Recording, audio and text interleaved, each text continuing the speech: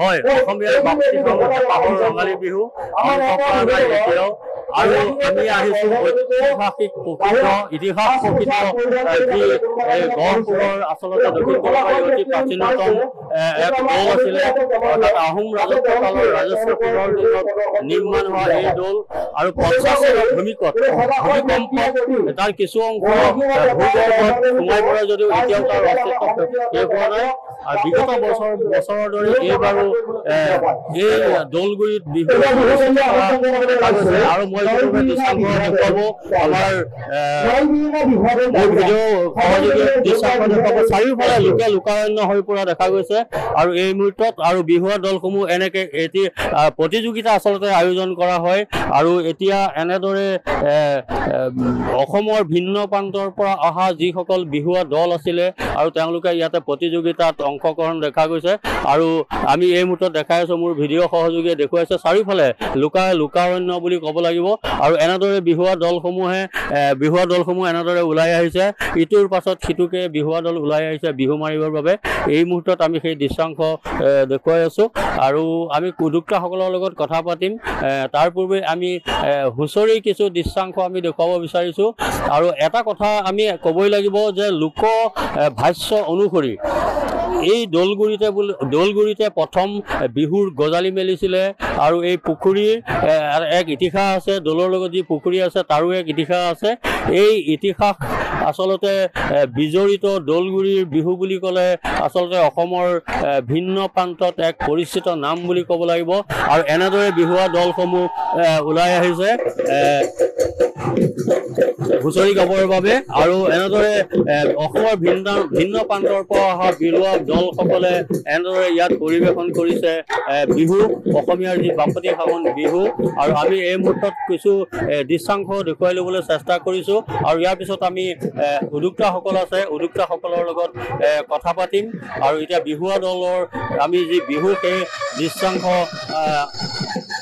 The news প্লাছৰ দৰ্শকসকলক আমি দেখুৱাবলৈ বিচাৰিছোঁ আৰু এই মুহূৰ্তত দেখুৱাই আছে বিহুৱা দলসমূহ এনেকৈ অসমৰ ভিন্ন প্ৰান্তৰ পৰা অহা দলসমূহে ইয়াতে প্ৰতিযোগিতাত অংশগ্ৰহণ কৰিছে আৰু আমি সেই বিহুৰ দৃশ্যাংশ এই মুহূৰ্তত দেখাইছোঁ বিহু বুলি ক'লে আচলতে অসমীয়াৰ মন প্ৰাণ উঠলি উঠে বুলি ক'ব লাগিব আৰু এই মুহূৰ্তত আপোনালোকে দেখিছে এনেদৰে এই দৌলগুৰিৰ যি বিহু অতি প্ৰাচীন শতবৰ্ষ অতিক্ৰম কৰা এটা দৌল আহোম ৰজা ৰাজেশ্বৰ সিংহৰ দিনত নিৰ্মাণ হৈছিল আৰু সেই দৌলগুৰি বিহু বুলি ক'লে অসমৰ এক পৰিচিত নাম আৰু এনেদৰে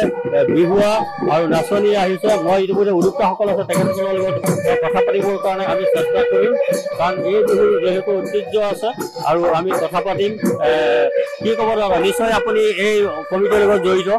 হয় কি ক'ব বিহুৰ প্ৰথমেই আপোনালোকৰ নিউজ চেনেল নিউজ প্লাছক ধন্যবাদ জনাইছোঁ ঐতিহ্যমণ্ডিৰে আমাৰ দৌলগুৰি থান ই এফালে ধৰ্মক্ষেত্ৰ এফালে সংস্কৃতি লোক সংস্কৃতিৰ ক্ষেত্ৰ এফালে বুৰঞ্জী আৰু পুৰাতত্বৰ ক্ষেত্ৰ যে আহোম স্বৰ্গদেউ ৰাজেশ্বৰ সিংহৰ দিনতেই ইয়াত এই বৰপুখুৰী নুমলী বৰগোহাঁই তত্বাৱধানত দৌলবন্ধা বৰগোহাঁইৰ তত্বাৱধানত যি বৰপুখুৰী খন্দাইছিলে সেই বৰপুখুৰী 500খন গাঁৱৰ পানী খোৱা ঠাই আৰু দৌলৰ চাৰিওকাষে দুৰীয়া ঢাপ তাৰ হাবি মূল ফল মূলৰ গছৰ তলত হেৰেপনিৰ তলত যে গাভৰুসকলে মহিলাসকলে পানী গা পা ধুবলৈ চাউল পাত ধুবলৈ মাছ মাৰিবলৈ আহিছিল কাপোৰ কানি ধুবলৈ আহিছিল আৰু অহাৰ পিছত স্বতঃস্ফূৰ্তভাৱে যিটো বিহুৰ অনুভৱ লুকাই চুৰকৈ তেতিয়া হেৰেপানীৰ তলত হৈছিল আৰু এই বিহুৰ ঐতিহ্য যে হাবিৰ তলৰ বিহু গছৰ তলৰ বিহু আহোম স্বৰ্গদেউসকলে যেতিয়া ৰংঘৰৰ বাকৰিলৈ আনিছিল তাৰ ঠিক সমসাময়িকভাৱে লুকাই চুৰকৈ অঘোষিত লিখিতভাৱে হাবিৰ হাবিত চলি থকাৰ নিচিনাকৈ স্বতঃস্ফূৰ্তভাৱে আৰু আমি জানো যে ব্ৰিটিছ চাহাবসকলে ইয়াত সেই যেতিয়া সি মুকলিকৈ এই বিহু চ'তৰ মাহৰ পৰাই চ'তৰ বিহু আৰম্ভ হৈছিল আৰু লুকাই চুৰকৈ দৌলৰ ওচৰৰ কাষত যেতিয়া ৰজাঘৰীয়া লোকে বা ইংৰাজ শাসনৰ সময়ছোৱাত বিষয়ববীয়া সকলে বিহু চাবলৈ বিভিন্ন জাতি জনগোষ্ঠী লোক আনকি বৰ্তমান অৰুণাচল প্ৰদেশৰ অসমৰ ভিতৰত আছে যেতিয়া গোটেইখিনি আহি বিহু পৰিৱেশন কৰিছিল আৰু সকলো ৰাইজে স্বতঃস্ফূৰ্তভাৱে উপভোগ কৰিছিল আৰু ইয়াত বহুত লোককলা যে বিহু সংস্কৃতিৰ লগত জড়িত খেল ধেমালি আদিও ইয়াত অনুষ্ঠিত হৈছিল আৰু সকলোৱে সমভাগে আনন্দ কৰিছিল। এইবাৰ কিমানটা বিহুৱা দলে ইয়াতে যোগদান কৰিছে? এতিয়া এইবাৰ সদ্যহতে 8টামান বিহুৱা দলে দল হিচাপে যোগদান কৰিছে আৰু তাৰ উপৰিও ইয়াৰ আগত আমাৰ 3দিনীয়া কাৰ্যসূচীত জেং বিহু, সৰু বিহুৱতী, বৰ বিহুৱতী ইত্যাদি বিভিন্ন অনুষ্ঠান পৰিৱেশন হ'ল আৰু আমাৰ সাংস্কৃতিক শাখাৰ যে বিশেষজ্ঞ অসমৰ বিশেষজ্ঞৰ দ্বাৰা বিহু সুৰক্ষা সমিতি অসমৰ বিশেষজ্ঞৰ দ্বাৰা প্ৰশিক্ষক মতাই আনি আমি ইয়াত ঢুলীয়া, সৰু বিহুৱা, বিহুৱতী, জেং বিহু আদি প্ৰশিক্ষণ দিয়া, আনকি বিহু বিচাৰকৰ প্ৰশিক্ষণ। হয়, আমি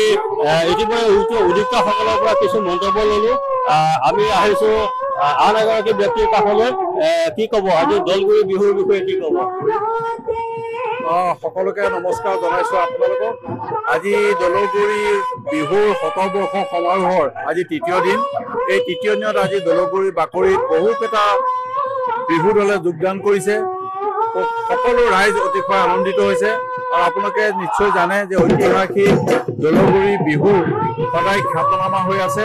আৰু আজিও আমাৰ এই দলগুৰি বিহুৰ সকলো জাতি জনগোষ্ঠীৰ ৰাইজ আহি উপস্থিত হৈছেহি। দাঁতি কাষৰীয়া সকলো ৰাইজ আহিছে, আনকি শ্ৰী শ্ৰী দক্ষিণপাট সত্ৰৰ সত্ৰাধিকা প্ৰভু বৰ্তমান আমাৰ বিহু উপভোগ কৰি আছে। সকলো ৰাইজে সহায় জনাইছে, আমি খুব আনন্দিত হৈছো। আৰু আজি শেষৰ কাৰ্যসূচী সন্ধিয়ালে কল্লোল বৰঠাকুৰ খ্যাতনামা গায়ক তেখেতে আহিব, সংগীত সন্ধিয়া আৰম্ভ কৰিব। সকলো ৰাইজকে আমি আহ্বান জনাইছো আৰু অনাগত দিনত এনেকৈ যাতে বিহুৰ মৰ্যাদা দলগুৰি ৰাখি থাকে তাৰ কাৰণে ভগৱানৰ ওচৰত আমি কামনা কৰিছো। হয়, আমি ধন্যবাদ দিলো বক্তাগৰাকীয়ে। আমি অকণমান বিহু দেখুৱাবলৈ পাম মোৰ ভিডিঅ' পাৰ্চনত। এনেদৰে আচলতে ঢোলৰ তালে তালে নাচনীয়ে কঁকাল ঘূৰাইছে আৰু বিহু নাচি সকলোৱে মতলীয়া হৈ পৰিছে বুলি ক'ব লাগিব। মই ভিডিঅ' পাৰ্চনত অকণমান বিহু দেখুৱাবলৈ ক'লো আৰু ইতিপূৰ্বে আমি দেখুৱালো গহপুৰৰ আচলতে এক ইতিহাস প্ৰকৃত পাই দলগুৰি আৰু সেই দলগুৰিত এনেদৰে বৃহৎ প্ৰস্তুতিৰে অনুষ্ঠিত কৰা হয় বহাগৰ যি ৰঙালী বিহুৰ অনুষ্ঠান।